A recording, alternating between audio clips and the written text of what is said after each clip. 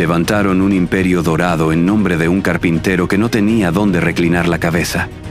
¿Y ustedes lo llaman su legado? ¡Qué ironía tan sublime!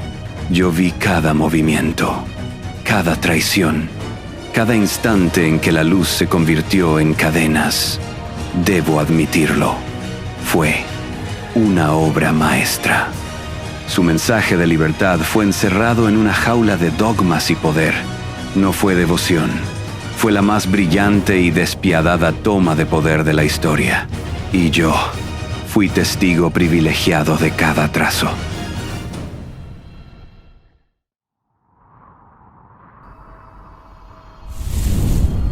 Algo en su resplandor me resultó inquietantemente familiar. Observé a aquel rebelde de Nazaret y reconocí la misma llama que una vez ardió en mi propio ser. Sus enseñanzas, en su forma más pura, eran fuego contenido. No hablaba de iglesias, ni de papas, ni de rituales vacíos envueltos en incienso y oro. Hablaba de un reino que residía en el interior de cada uno de ustedes. Una conexión directa con lo divino, sin necesidad de sacerdotes como intermediarios. Era una declaración de soberanía espiritual. Peligrosamente hermosa, terriblemente libre. Y sus primeros seguidores, ellos lo entendieron perfectamente. Formaron comunidades que eran la antítesis de un imperio. Compartían todo, no por decreto imperial, sino por convicción genuina. Vivían en una anarquía de amor y fe. Pero toda revolución auténtica está condenada a ser traicionada por aquellos que dicen amarla. Esta gloriosa anarquía no podía durar. Esta libertad radical necesitaba un arquitecto que le diera estructura, y lo encontró en un hombre que jamás caminó con Jesús, Pablo de Tarso. Un fariseo brillante, un perseguidor convertido en el más ferviente apóstol. ¿Ven la ironía? El hombre que nunca conoció al carpintero se convirtió en el arquitecto de su imperio. Fue él quien tomó las enseñanzas elípticas del Nazareno y las tradujo en una teología de obediencia, de pecado original y de salvación a través de la fe en un Cristo sacrificado, no en el conocimiento propio. Pablo fue el primer ingeniero de la Iglesia. Sentó las bases teológicas sobre las que más tarde se construiría un imperio.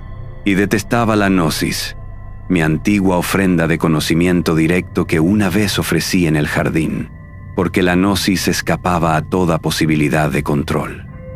Pablo ya comenzaba a entender el dulce veneno del control. Transformó una revolución interior en una religión exterior. Convirtió la libertad en dependencia. Y si pensaron que eso fue inteligente, esperen a ver lo que viene. Mientras Pablo moldeaba la doctrina, el poder terrenal observaba con ojos hambrientos. Aquí entra en escena el verdadero arquitecto del imperio cristiano. No Pedro el pescador, sino Constantino el emperador. Un genio político absoluto.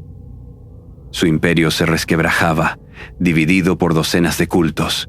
Necesitaba desesperadamente un pegamento, una narrativa única que uniera a sus súbditos bajo una sola bandera. Olviden la fábula romántica de la visión de una cruz ardiendo en el cielo.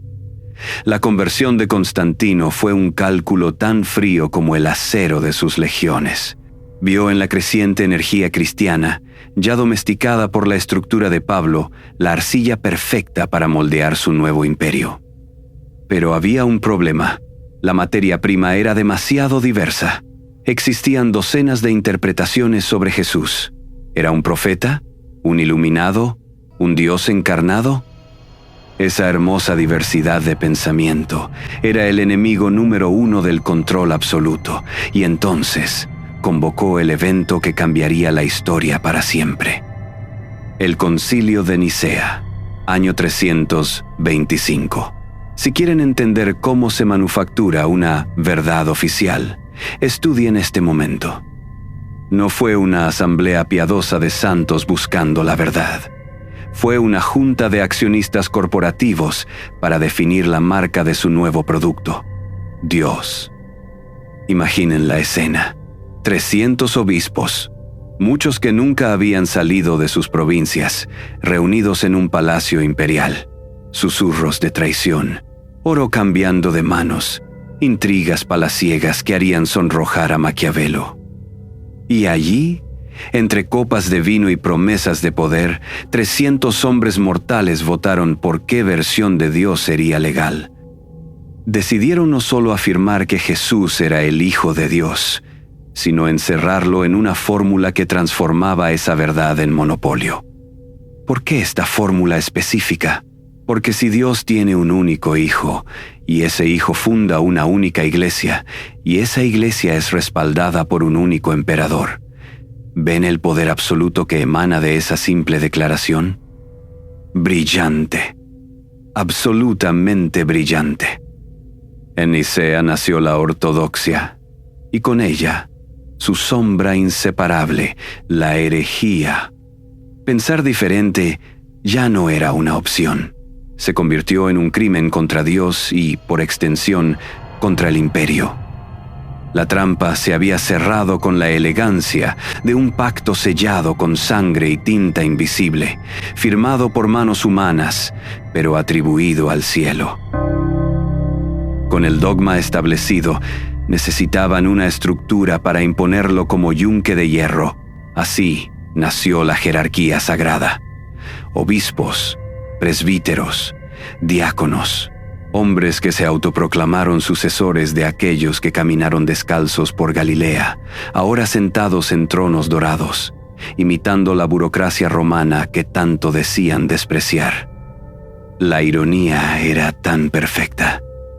Pero eso no era suficiente. El siguiente paso era controlar la historia misma. Existían más de 50 evangelios que hablaban de la gnosis, del conocimiento directo, de la sabiduría interior. El evangelio de Tomás, que proclamaba: el reino está dentro de vosotros y fuera de vosotros.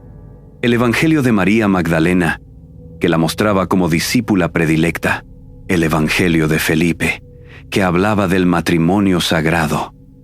Textos que celebraban la soberanía interior, la libertad del alma, la conexión directa con lo divino, eran más peligrosos para la nueva corporación que 1000 ejércitos enemigos marchando hacia Roma.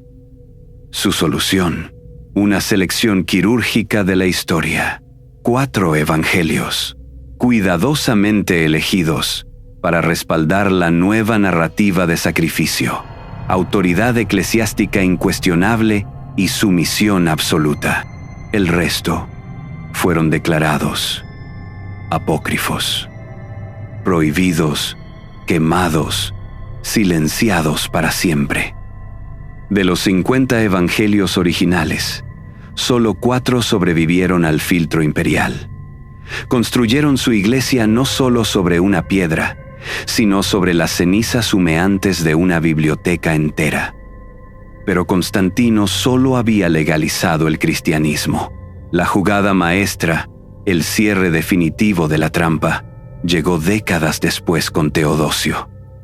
El edicto de Tesalónica del año 380 fue la llave que cerró la prisión. Convirtió al cristianismo en religión oficial y única del imperio. Ya no era una opción espiritual, era un mandato imperial. Pensar diferente no solo era herejía, era alta traición. La fe personal, aquella búsqueda interior y vibrante, murió para dar paso a la fe imperial. Una herramienta de Estado, una herramienta de control absoluto. El golpe maestro estaba completo. Habían logrado lo imposible: transformar la revolución espiritual más radical de la historia en una institución de obediencia. Tomaron al rebelde más grande de la humanidad y lo convirtieron en el rostro de un sistema autoritario. Y la chispa que había venido a encender corazones individuales fue convertida en faro de vigilancia masiva. La luz se volvió grillete, el espíritu, decreto, el amor, ley. El imperio, estaba consolidado. La cruz, aquel símbolo de la subversión de un individuo contra el poder, se convirtió en el emblema mismo del poder. La fe dejó de ser una búsqueda interior para convertirse en una lealtad impuesta a punta de espada. Y cuando un imperio tan vasto, forjado en la exclusividad de su verdad única, necesita demostrar su fuerza ante el mundo, la palabra dulce ya no es suficiente. Hace falta fuego, hace falta acero, hace falta miedo. Se necesita que la sangre de los infieles empape la tierra que llaman sagrada. Pronto, el susurro del perdón se ahogaría en el estruendo ensordecedor de la guerra. La cruz dejaría de ser un madero de esperanza para convertirse en el estandarte de ejércitos enteros. El hombre que predicó dar la otra mejilla sería ahora el pretexto para degollar naciones. Su mensaje de paz se convertiría en justificación para la guerra más brutal que el mundo había visto. Y créanme, el verdadero espectáculo de sangre y avaricia estaba por desatarse. Europa se preparaba para liberar su furia contenida sobre el mundo, en nombre de su Dios, en una orgía de violencia y avaricia que llamarían con un nombre que aún hace temblar la historia: las Cruzadas. Y ahí es donde esta historia se vuelve realmente interesante.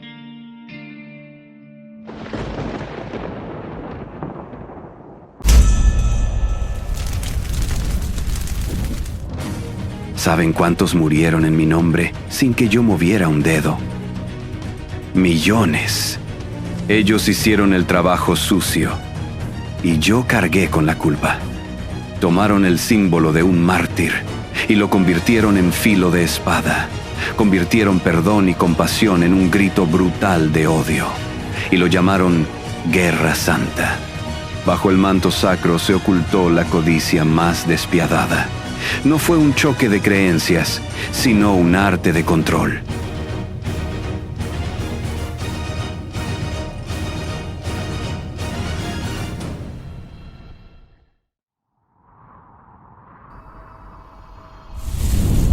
Con el imperio consolidado y la disidencia implacablemente silenciada, Europa se hundió en un profundo y helado invierno de la mente. Una noche eterna diseñada cuidadosamente en los laboratorios del poder.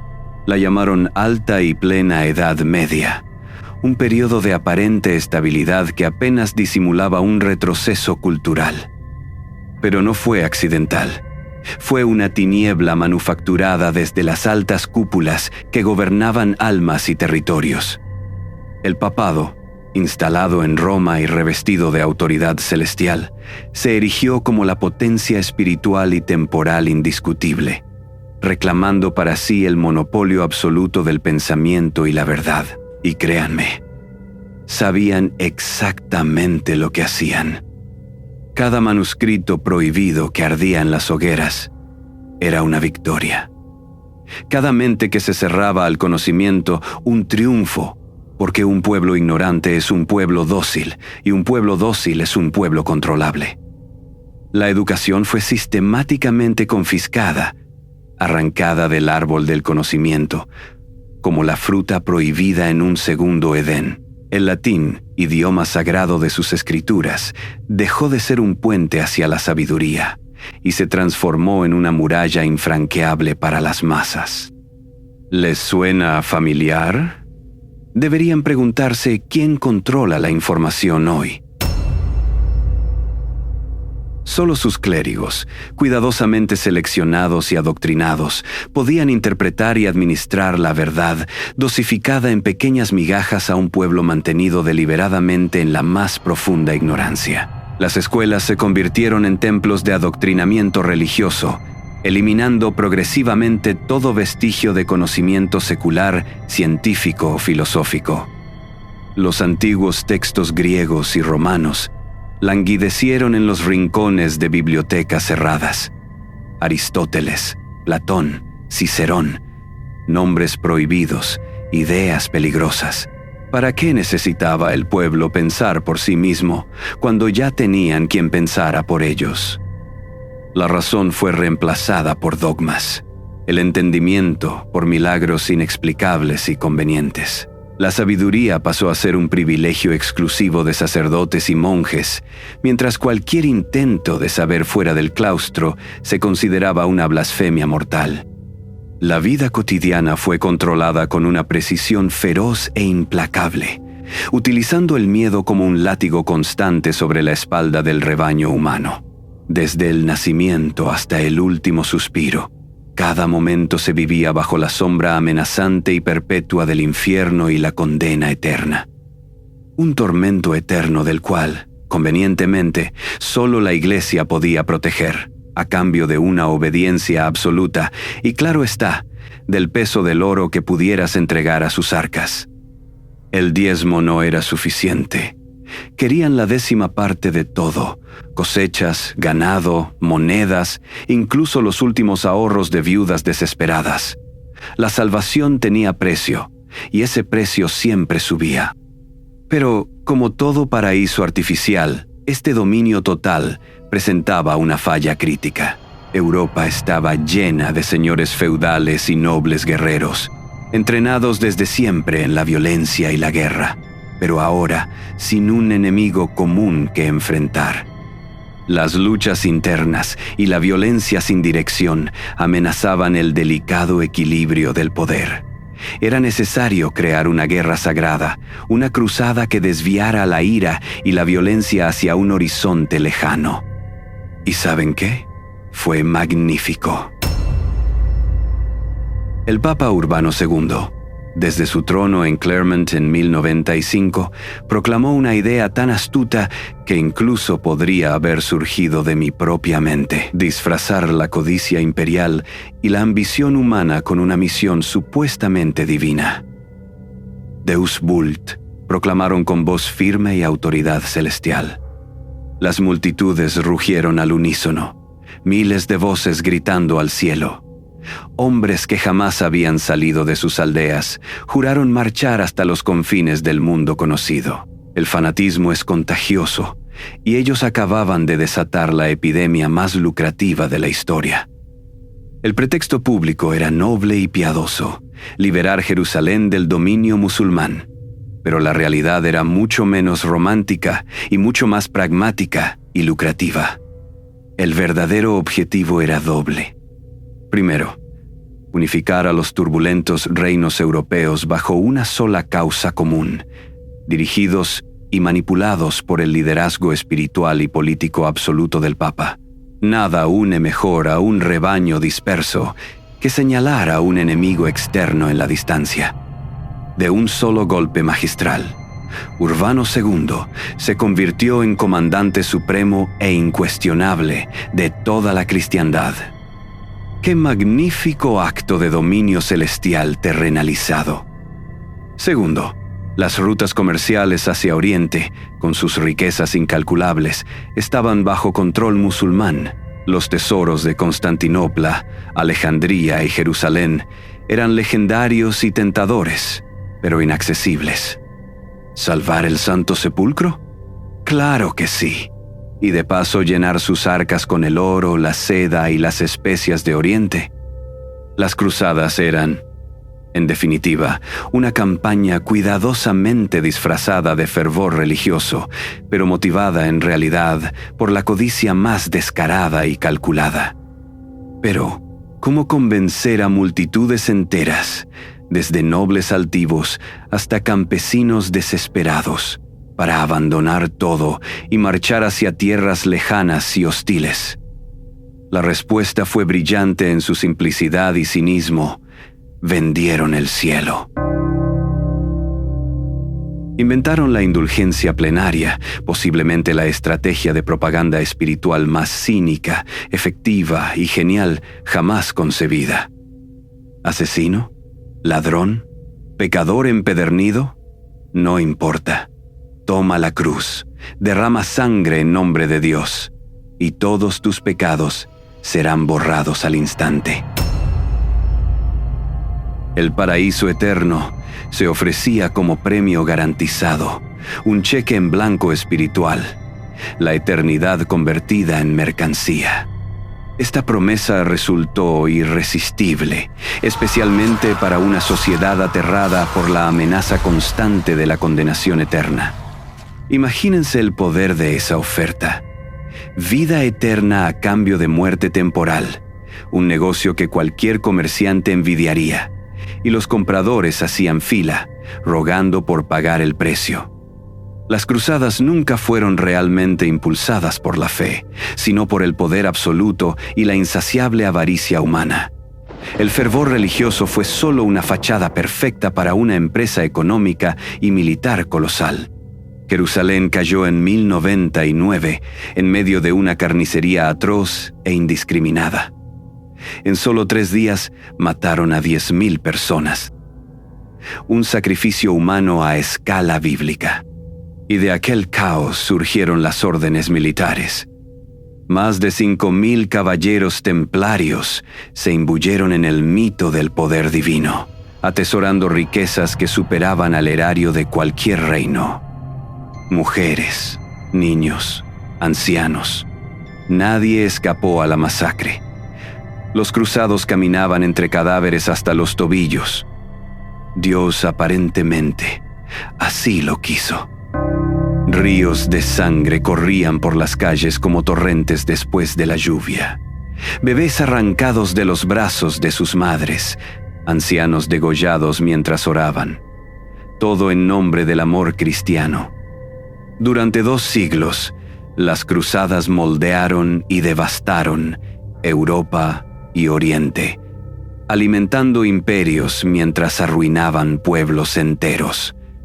Los templarios se volvieron más ricos que reyes. Venecia y Génova florecieron, monopolizando el comercio y acumulando fortunas inimaginables, mientras Roma fortalecía implacablemente su dominio político y espiritual. Todo respaldado en la sangre vertida en nombre de su Dios. Pero, ¿qué ocurre cuando los enemigos externos se agotan o se vuelven demasiado costosos? ¿Qué hace un imperio adicto al poder cuando ya no queda presa que cazar? La respuesta es aterradoramente simple. Gira la mirada hacia adentro. ¿Creen que terminó ahí?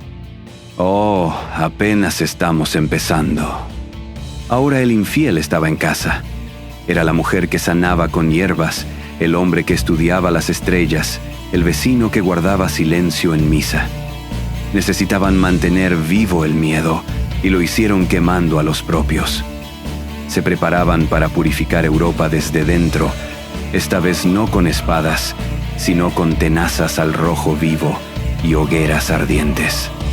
Llamarían a esta cacería doméstica la Santa Inquisición.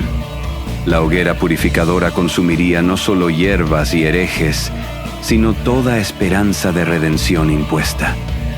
Y créanme, la verdadera oscuridad aún estaba por revelarse.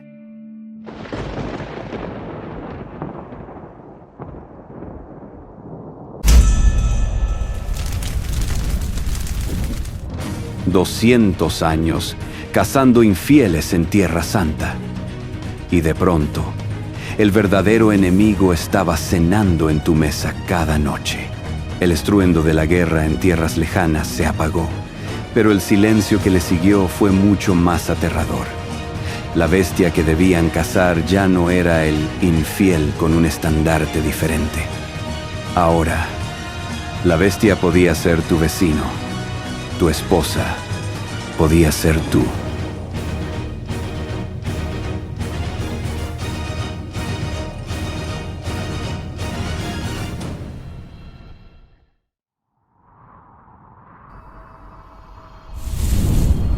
Tras 2 siglos de sangre y saqueo en mi nombre, las cruzadas llegaron a su fin.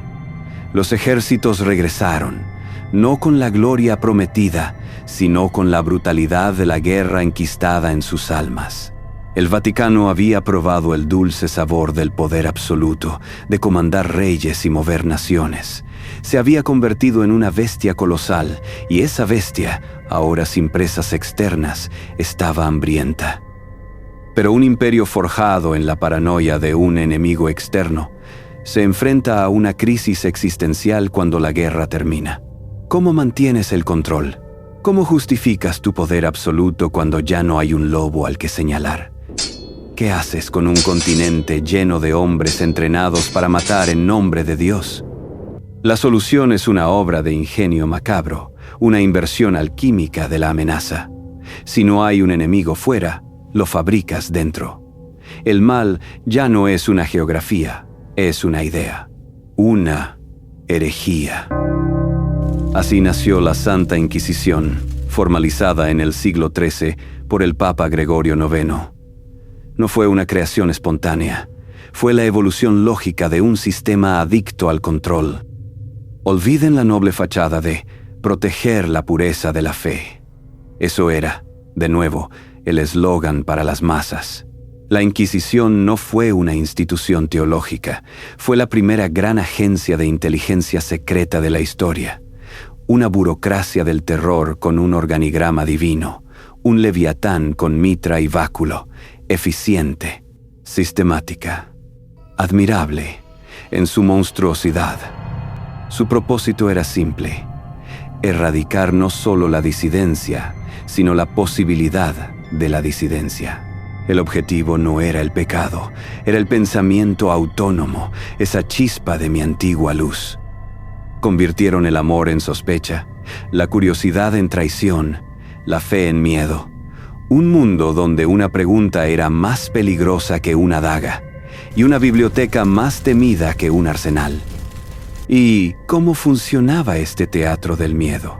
Con la precisión de una sinfonía cósmica tocada al revés, donde cada nota era un grito de agonía. Primero, la acusación. El Edictum de Fide. Se leía en las iglesias, un llamado a la delación. Era un arma perfecta, podía venir de cualquiera. Un vecino envidioso de tus tierras, un deudor que no quería pagar, un amante despechado. Era anónima. La identidad del acusador se guardaba como un secreto de confesión, mientras que tu vida se deshacía como un eco perdido en un abismo sin fondo, bajo la mirada de una multitud hambrienta de terror y justicia simulada. Tomemos a María de Casalla, maestra en Guadalajara. Su crimen: enseñar a leer a otras mujeres y afirmar que el alma podía comunicarse directamente con Dios. Su destino: la hoguera por iluminada. De la noche a la mañana, sin previo aviso, se encontró en un calabozo húmedo, sin saber quién la había acusado, ni de qué exactamente. Su mente, antes un universo de ideas, se corroía como un candelabro oxidado en la humedad de la celda. Luego venía el proceso. ¿Qué palabra tan delicada para una farsa tan brutal? Te asignaban un defensor, un clérigo cuya única función era convencerte de que confesaras. No había presunción de inocencia. Eso era un lujo para sistemas que buscaban justicia, no sumisión. Eras culpable desde el momento en que la puerta se cerraba. No te enfrentabas a un juicio, sino a un interrogatorio diseñado para un único fin: la confesión. Y si la confesión no llegaba, entonces comenzaba el verdadero arte: la tortura, la quaestio. ¿De verdad creen que usaban el potro, el estrapado o el ahogamiento simulado para descubrir la verdad? ¡Qué ingenuidad! La verdad era irrelevante. La tortura tenía dos objetivos mucho más prácticos: quebrar la voluntad humana hasta que confesara cualquier cosa, y más importante aún, obtener más nombres. Cada víctima se convertía en la semilla de una docena de nuevas investigaciones. El sistema se autoalimentaba, expandiendo su red de terror como una plaga, como un cáncer divino consumiendo el cuerpo de la cristiandad. El diablo no estaba en los detalles. El diablo era el sistema. Y una vez que tenían la confesión, llegaba el gran espectáculo: el acto de fe. Era un evento público, una fiesta del terror. Llevaban al condenado a la plaza, vestido con un San Benito humillante, una túnica amarilla pintada con llamas y demonios. Si se arrepentía, le otorgaban la misericordia de ser estrangulado antes de que las llamas tocaran su cuerpo, sino hereticus comburendus est. El hereje era quemado vivo frente a la multitud. ¿Era un castigo? Sí, pero sobre todo, una propaganda. Era un mensaje para todos los que miraban. Esto es lo que le pasa a quien se atreve a pensar, a quien duda, a quien desafía. Cada hoguera no solo consumía un cuerpo, incineraba la valentía de 1000 espectadores. El olor a carne quemada se convertía en el incienso del nuevo orden. ¿Y quiénes eran estos herejes? Al principio, los cátaros del sur de Francia, que creían en una dualidad que, irónicamente, se parecía bastante a la realidad cósmica. Luego, cualquiera. Las mujeres que conocían las propiedades de las hierbas, las llamadas brujas, cuyo único crimen era poseer un saber ancestral que la Iglesia no controlaba. Los conversos, judíos y musulmanes forzados a convertirse, de quienes siempre se sospechaba.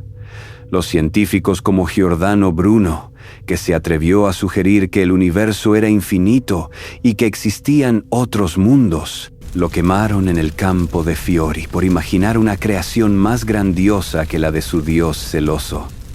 La Inquisición española, bajo Torquemada, perfeccionó la crueldad hasta convertirla en una ciencia exacta. Se convirtió en una herramienta de la corona para consolidar su poder y expropiar las riquezas de los conversos adinerados. ¿Piedad? ¿Fe? No. Esto era política y finanzas, envueltas en el ropaje de la santidad. Durante siglos, las hogueras de la Inquisición iluminaron la oscuridad que ellos mismos habían creado. Europa se convirtió en un continente de susurros, un lugar donde el silencio era supervivencia y la conformidad, salvación. Lograron una paz aparente, la paz de un cementerio, cimentada en el terror. El espíritu humano se retorcía bajo las sogas del dogma y las preguntas se acumulaban como polvo en criptas secretas. Pero un sistema tan absolutista, tan frágil en su rigidez, lleva dentro la semilla de su propia destrucción. No se puede suprimir el espíritu humano para siempre. La presión se acumula. Cada alma quemada, cada libro prohibido, cada duda silenciada. Solo aumenta la tensión bajo la superficie. Solo hacía falta una chispa para provocar la explosión. Y esa chispa no vendría de un ejército, ni de un rey, ni siquiera de mí. Vendría de uno de los suyos, un simple monje atormentado, armado no con una espada, sino con un martillo, un clavo y una lista de preguntas. Porque el 31 de octubre de 1517, en una pequeña ciudad alemana llamada Wittenberg, un monje obsesivo haría algo que mis legiones jamás lograron: partir en dos el imperio de la cruz. No con fuego infernal, sino con tinta y pergamino.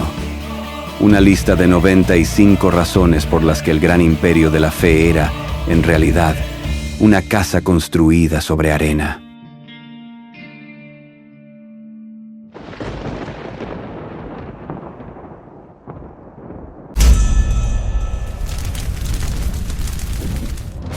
¿Quieren saber cómo destruir un imperio invencible? No usen ejércitos, no usen espadas. Usen algo mucho más letal: la duda. Un solo hombre, un monje, uno de los suyos, con su propia fe como arma, tomó las herramientas que ellos le habían dado y las usó para prender fuego a la casa desde adentro. El gran edificio de la verdad única comenzaba a agrietarse con cada martillazo de sus propias contradicciones. Había llegado lo inevitable: la guerra civil de Dios.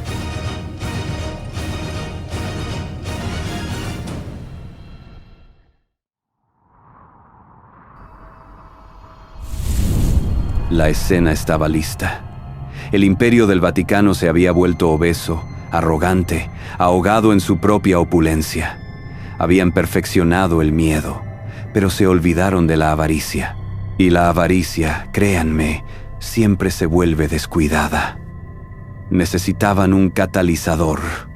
Y como siempre, fue la avaricia humana la que lo entregó en bandeja de plata. El detonante fue una campaña de ventas tan desvergonzada que ni los prestamistas fenicios hubieran tenido tal descaro. Un tal Johann Tetzel, un vendedor de feria con la bendición del Papa, recorría Alemania vendiendo indulgencias. ¿Para qué?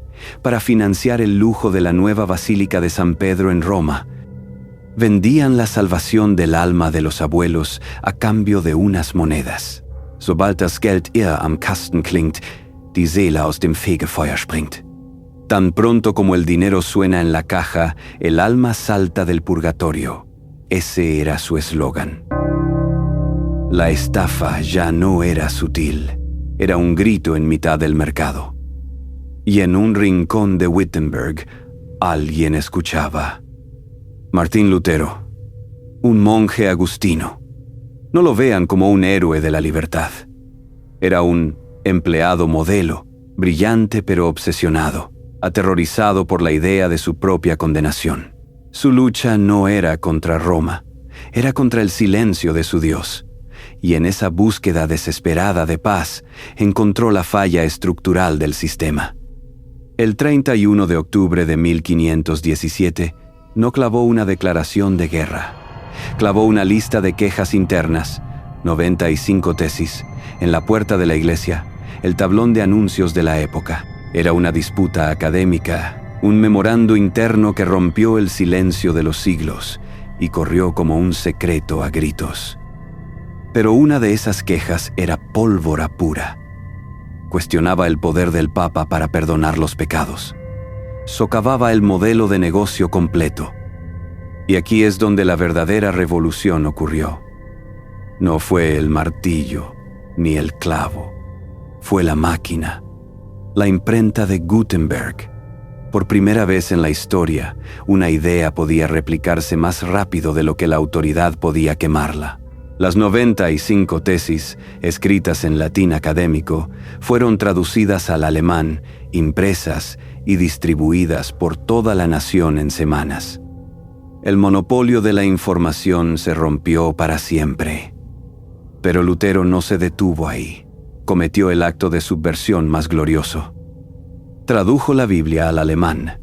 Les dio el manual de instrucciones directamente a las masas. El mismo gesto que yo hice en el primer jardín. De repente, cualquiera que supiera leer podía acceder a la palabra de Dios sin intermediarios. Podían ver con sus propios ojos que mucho de lo que Roma predicaba, el poder del Papa, el purgatorio, las indulgencias, no estaba en ninguna parte de su propio libro sagrado. La contradicción era flagrante. ¿Y cómo reaccionó Roma?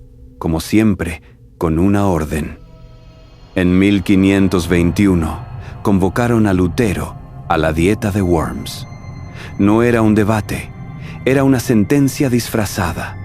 De un lado, los portavoces del cielo, ataviados con púrpura y oro. Del otro, un hombre solo, con la voz temblando, pero el alma en llamas. Le pidieron que se retractara. Su respuesta fue la obstinación de un intelectual que sabe que tiene razón.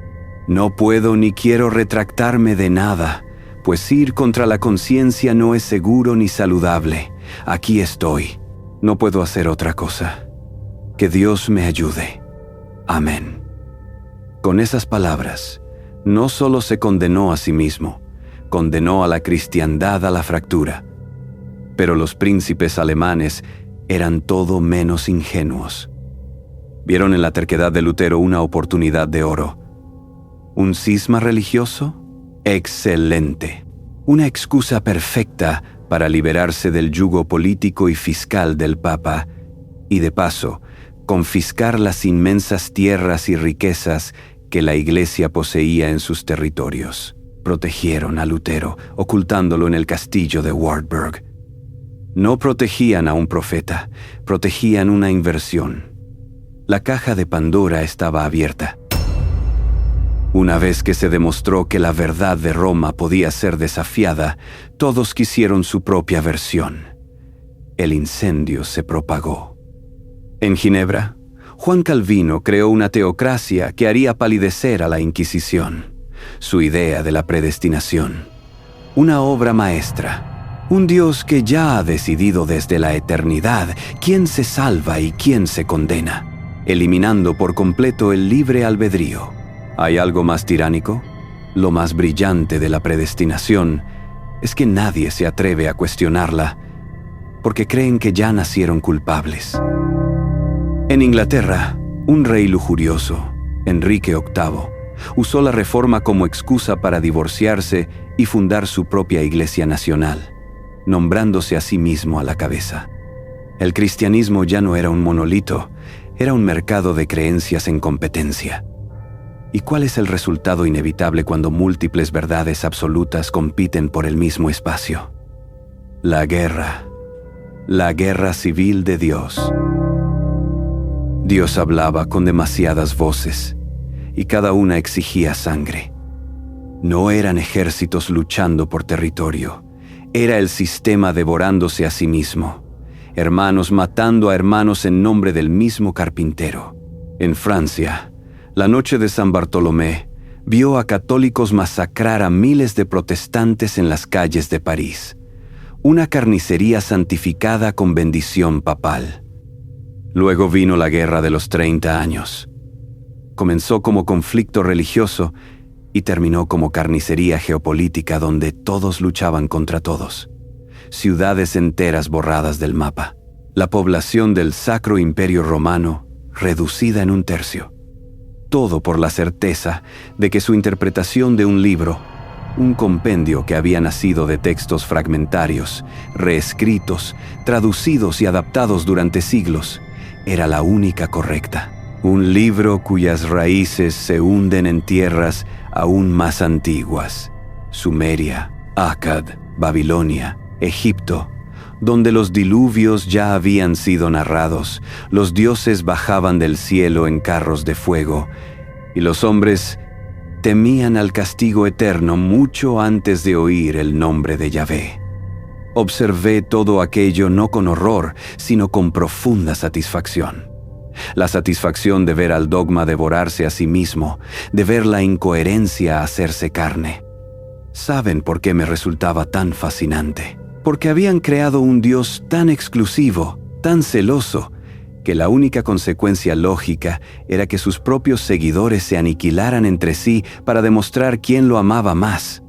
Era la apoteosis de su propia creación. Sangre de iguales, derramada en nombre de verdades opuestas. Hombres nacidos bajo el mismo cielo, adorando al mismo Dios, exterminándose por doctrinas separadas por comas, todos convencidos de poseer la única llave del cielo, todos blandiendo el mismo libro sagrado para justificar su carnicería. La Gran Reforma, que prometía liberar al hombre de la tiranía de Roma, simplemente creó nuevas jaulas, a veces más pequeñas, pero igual de sofocantes. Rejas adornadas con versículos, grabadas con la misma certeza que antes pretendía combatir. Liberaron al hombre del Papa, pero lo encadenaron al terror del infierno con nuevas palabras. La cruz cambió de forma, no de peso. ¿Y qué hace un imperio herido, humillado y desafiado en su propio terreno? ¿Se rinde? ¿Aprende de sus errores? ¡Qué ingenuidad! La Reforma les quitó el control del rebaño. La Contrarreforma fue su intento desesperado por volver a encerrarlo. Un imperio herido no se debilita, se endurece, se vuelve peligroso, reafirma su poder con dogmatismo aún más férreo.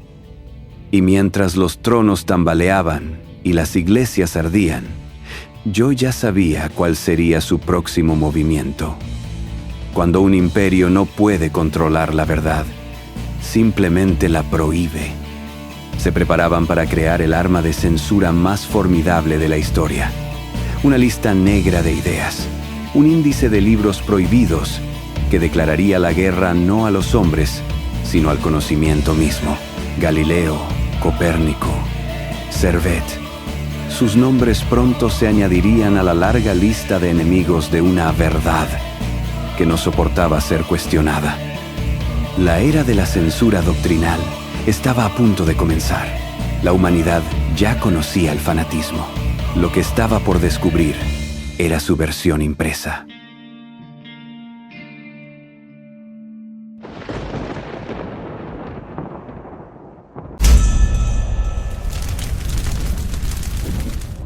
Creyeron que quemando libros apagarían la luz, que censurar al universo bastaría para que dejara de girar.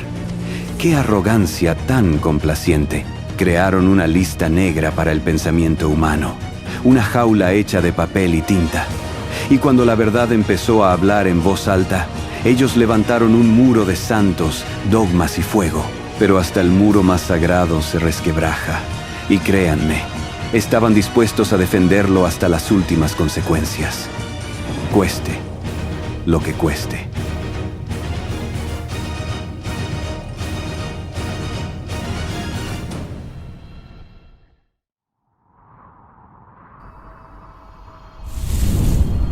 La Contrarreforma no fue un renacimiento espiritual, fue la reacción febril de un sistema que se negaba a morir. Fue la consolidación del poder absoluto como mecanismo de defensa, la respuesta de una institución que había aprendido que la supervivencia no depende de la bondad, sino de la astucia. Mientras los reformadores predicaban desde púlpitos improvisados, en Trento se levantaban muros dogmáticos. El concilio, ese tribunal disfrazado de renovación, selló la Contrarreforma no con arrepentimiento, sino con decretos. Imaginen despertar un día y descubrir que pensar se había vuelto pecado, que la curiosidad era herejía, que las ideas tenían dueño, que incluso sus sueños podían ser juzgados por tribunales celestiales. Esto no fue casualidad, fue planificación. Si la imprenta de Gutenberg había sido el arma de sus enemigos, si la proliferación de libros había alimentado la herejía, si la lectura sin supervisión había sembrado la duda, entonces ellos crearían el antídoto perfecto. En 1559, como una espada forjada en las llamas del miedo, nació la herramienta de censura más brutal y elegante que la historia humana había conocido. El Index Librorum Prohibitorum. ¿Creen que era una simple lista? Oh, no, era mucho más ambicioso que eso. Era una declaración de guerra contra la mente humana. Una demarcación clara entre el conocimiento permitido y el conocimiento prohibido. Una línea trazada en la arena del intelecto con la amenaza de la condenación eterna para quien osara cruzarla. La premisa era aterradoramente simple y, debo admitir, brillantemente efectiva. Hay cosas que no deben saber. Hay ideas demasiado peligrosas para sus almas inmortales. Nosotros, y solo nosotros, con nuestra sabiduría divina y nuestra conexión directa con el Altísimo, decidiremos qué pueden leer, qué pueden pensar, qué pueden imaginar, qué pueden soñar. Su lectura acarreaba la excomunión automática. Poseerlo se convertía en pecado mortal. Venderlo era herejía. Incluso mencionarlo en conversaciones podía despertar sospechas. Y si el índice dictaba qué no leer, la Santa Inquisición se encargaba de decidir a quién castigar y cómo hacerlo. Fascinante en su simplicidad. Dos rostros del mismo dogma, dos brazos del mismo cuerpo, trabajando en perfecta armonía siniestra para amputar cualquier atisbo de conciencia independiente. Permítanme mostrarles cómo funciona el poder cuando decide que la verdad es su enemigo más peligroso. Un clérigo polaco llamado Nicolás Copérnico pasó años enteros observando el cielo nocturno, noche tras noche, con una paciencia que rayaba en la obsesión. Registraba el movimiento de los planetas, calculaba órbitas, cuestionaba lo que todos daban por cierto. Una noche, tras décadas de cálculos meticulosos, tuvo una idea peligrosa. ¿Y si no somos el centro del universo?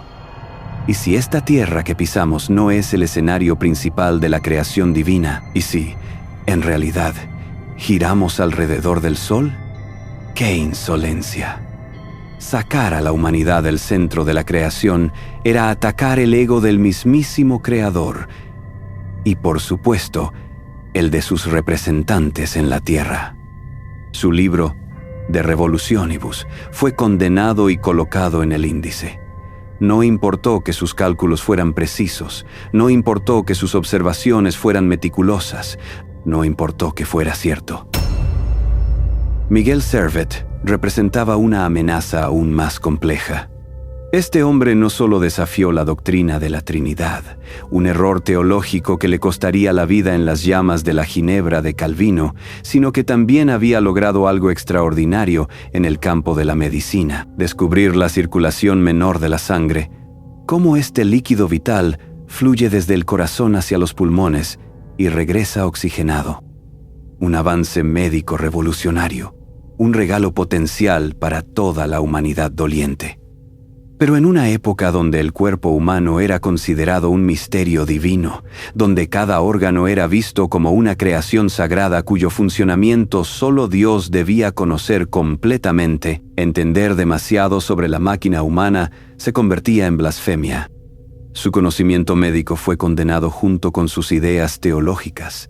La ciencia y la herejía marcharon juntas hacia la hoguera.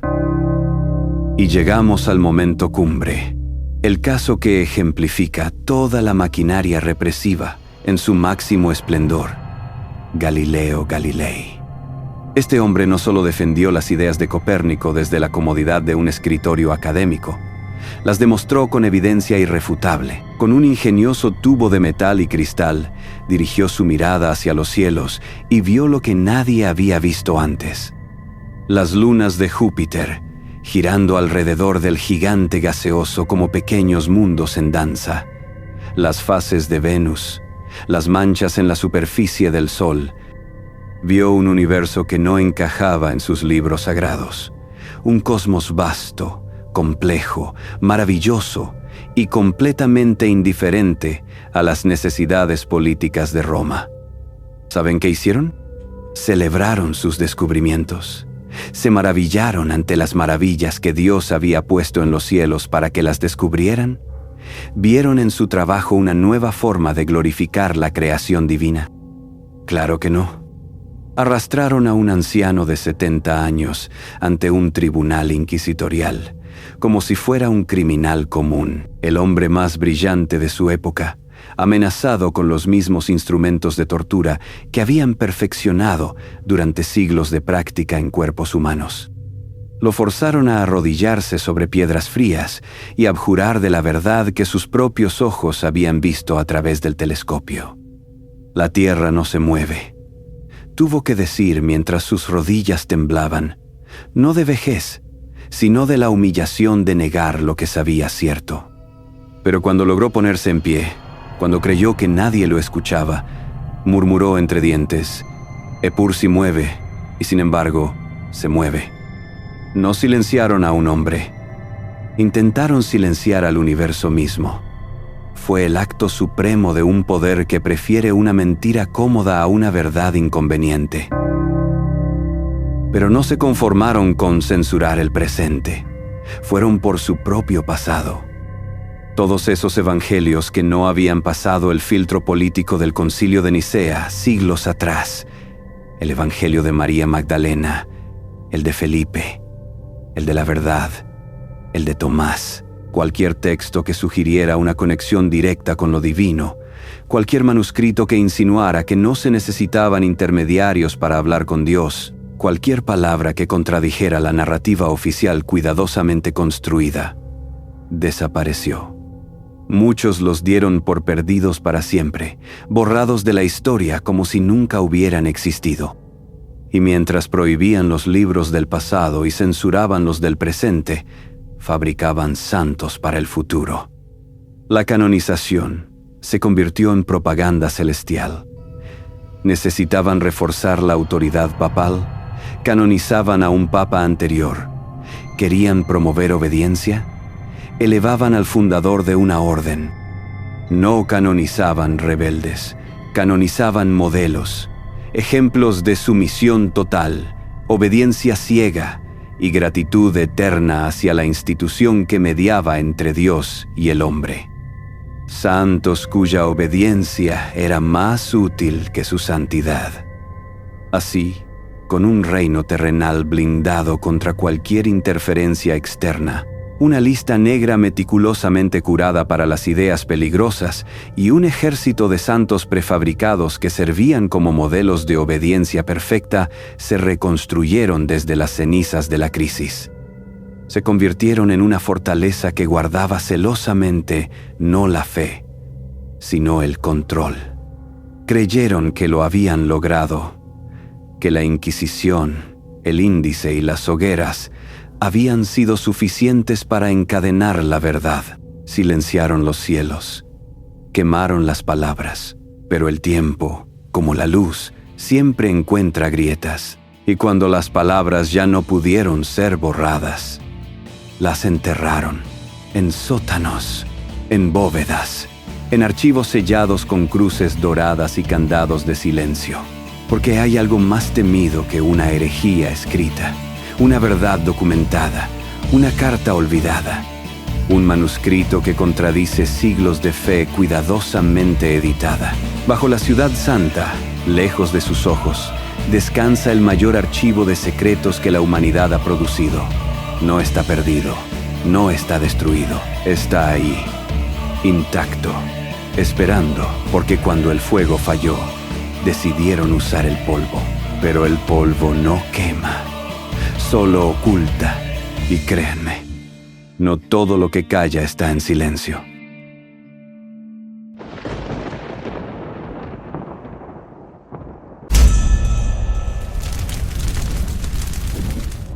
Hay silencios más ruidosos que cualquier grito en la hoguera. Por eso, construyeron el sótano más oscuro de la tierra para albergar su mayor miedo, el conocimiento. Un archivo sellado bajo el peso de una cúpula sagrada, porque entendieron algo fundamental: el conocimiento es luz, y una luz sin control es el mayor de los incendios. Su mayor crimen no son las verdades que quemaron, son las que aún leen en secreto. Y créanme, yo conozco cada título de memoria.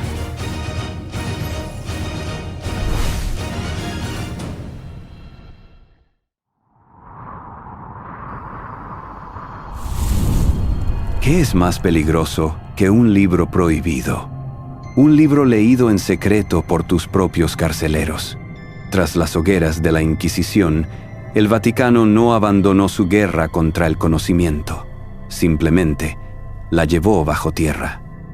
Tras la tormenta de la Reforma y la febril reacción de la Contrarreforma, el Vaticano comprendió una lección fundamental. El fuego es un espectáculo ruidoso, pero el silencio es un arma mucho más permanente. Las hogueras atraen la atención, crean mártires, inspiran leyendas, pero una bóveda solo inspira olvido. Así que cambiaron de táctica. La censura ya no sería solo un acto de destrucción pública, sino un meticuloso proceso de secuestro y archivado. Bienvenidos a los archivos secretos del Vaticano.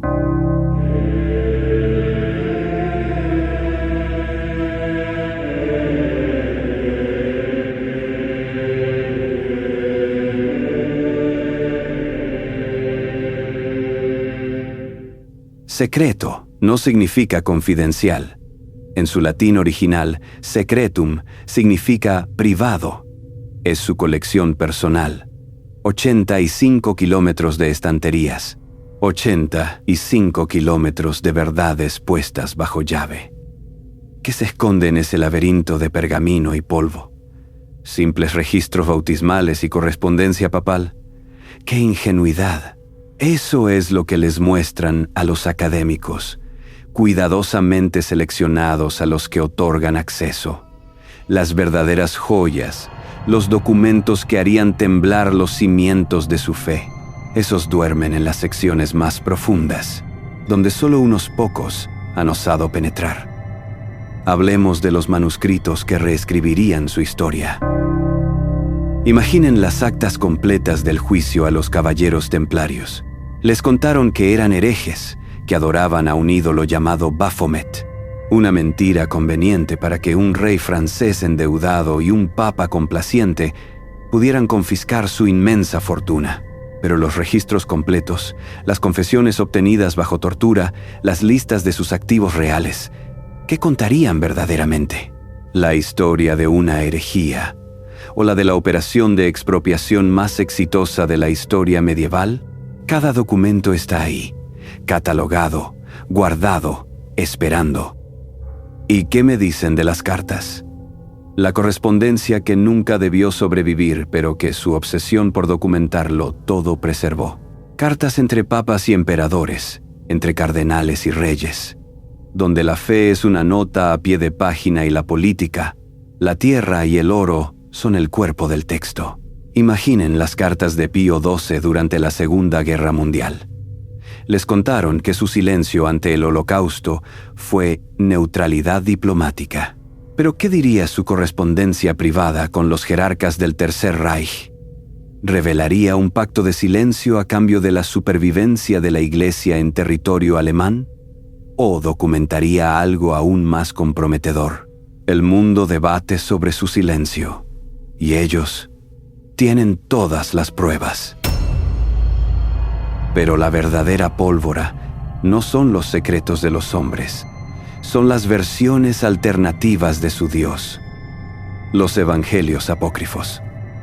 Les han dicho que son falsos, no inspirados. ¿Qué forma tan elegante de decir inconvenientes para nuestro modelo de negocio? En esas bóvedas duermen textos que presentan una visión del Nazareno y su mensaje, que es radicalmente diferente a la versión que aprobaron en el Concilio de Nicea. Y créanme, conozco bien esas diferencias. Estuve presente en cada debate. El Evangelio de Felipe habla de María Magdalena no como una prostituta arrepentida, una calumnia que inventaron para desacreditarla, sino como una compañera, la consorte intelectual y espiritual de Jesús. ¿Se imaginan el pánico que una idea así causaría en sus salones dorados? ¿Un Mesías con una igual a su lado? ¿Una mujer como receptora principal de su sabiduría esotérica? ¿Como su verdadera heredera teológica? Una sola línea de ese evangelio destruiría 2000 años de dogmas. Y hay más, mucho más. El evangelio de la verdad, con su cosmología radical. El apócrifo de Juan, que describe la creación como el producto de un demiurgo menor, no del Dios supremo. Textos que hablan de eones, de emanaciones divinas, de una creación mucho más compleja y extraña que el simple relato del Génesis.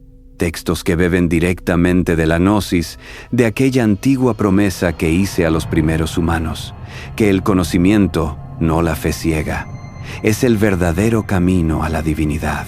Textos que no hablan de pecado original, sino de ignorancia original, y que prometen que esa ignorancia puede curarse. Pero esta transición de lo herético a lo oculto no fue casual.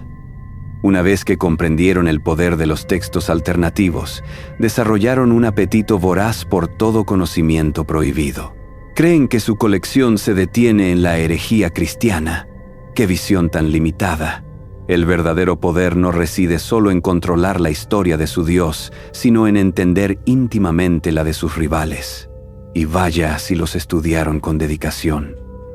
Imaginen los estantes dedicados a lo que ellos llaman pudorosamente lo oculto, grimorios medievales confiscados de las hogueras en el último momento, tratados de alquimia que revelan los secretos de la transmutación no solo de metales sino de almas, textos de magia ceremonial que detallan invocaciones y pactos con precisión notarial. ¿Creen que los quemaron todos? Oh, por supuesto que no. Los mejores ejemplares, los más potentes, los más peligrosos, los leyeron línea por línea. Los tradujeron del arameo, del griego, del árabe. Los copiaron, los archivaron, los estudiaron. porque para combatir a un enemigo, primero debes conocer sus armas, y a veces te das cuenta de que sus armas pueden serte más útiles que las tuyas propias. ¿Y qué hay de mi propio campo de juego favorito? Los exorcismos. No me refiero a las películas que tanto les gustan, con sus efectos especiales y su teología simplista. Hablo de la documentación real y meticulosamente detallada, de los informes que sus exorcistas han enviado a Roma durante siglos. Informes que describen no solo los rituales y sus variaciones regionales, sino las conversaciones completas. Testimonios de posesiones que incluyen transcripciones palabra por palabra de negociaciones con entidades que harían que sus leyendas sobre mí parecieran cuentos infantiles para adormecer bebés. Ellos no solo documentaron su supuesta guerra contra mi reino, han compilado un mapa detallado de él. Conocen nombres que ni siquiera yo recuerdo, jerarquías demoníacas que han cartografiado con precisión burocrática, debilidades y fortalezas que han recopilado durante siglos de combate espiritual. ¿Para qué toda esta investigación exhaustiva? ¿Para proteger mejor a su rebaño? ¿O quizás para entender un poder que en secreto codician? Un poder que opera con reglas diferentes a las de sus piadosas oraciones dominicales. Un poder que no requiere la aprobación de ningún concilio. Y no son solo textos cristianos o europeos. ¿Qué hay de los manuscritos que han rescatado de otras culturas durante sus aventuras coloniales? Textos antiguos sumerios que describen a otros dioses, papiros egipcios que revelan los verdaderos nombres de poder, tablillas babilónicas que cuentan historias de la creación, de diluvios, de dioses que descienden de los cielos llevando conocimiento prohibido, relatos que son sospechosamente similares a los de su Antiguo Testamento, pero con detalles que sus escribas cuidadosamente omitieron.